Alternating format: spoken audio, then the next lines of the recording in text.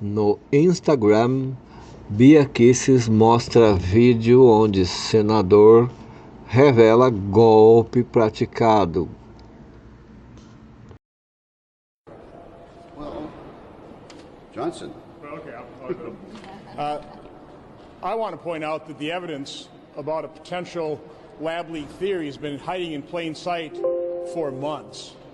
You know, the fact that our federal agencies, under the direction of Anthony Fauci, funded this type of research for years has been laying out there hidden in plain sight for months. Shame on the media, shame on the social media for not paying attention to it, for completely ignoring it. The result of this 18-month gap of fully exploring the true origin of the COVID virus probably means we'll never get to the bottom of it. China's had 18 months to destroy this evidence.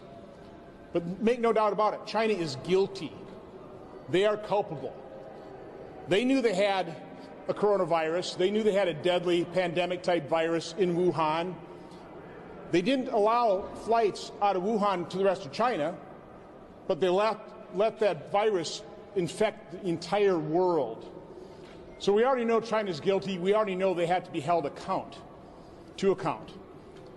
I think we also need to hold the news media and the social media accountable as well. This isn't the only area of suppression. I could list a long list of false narratives, false stories that the drive-by media promotes and then never really adequately retracts. But when it comes to COVID, I have personal experience with censorship and suppression that I believe has cost tens of thousands of Americans their lives. The NIH guidelines as it relates to treatment of COVID remains a compassionless guideline to basically do nothing. Go home, isolate yourself, be afraid, and if you just happen to get sick enough where you have to check yourself in the hospital, maybe we can save your life. I held 2 hearings on early treatment. Dr. Peter McCulloch laid out the 4 pillars of pandemic response.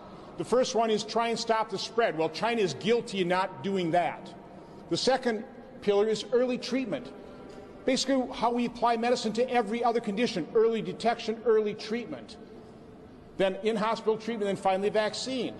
Why did our health agencies, why did Anthony Fauci, why did the mainstream media suppress and censor doctors that had the courage and compassion to treat patients early with cheap, generic, repurposed drugs? Why did that happen? There is growing evidence. It's not being reported on by the media. Lembrando, não se esqueça de deixar o seu like, compartilhe nas suas redes sociais. Muito obrigado.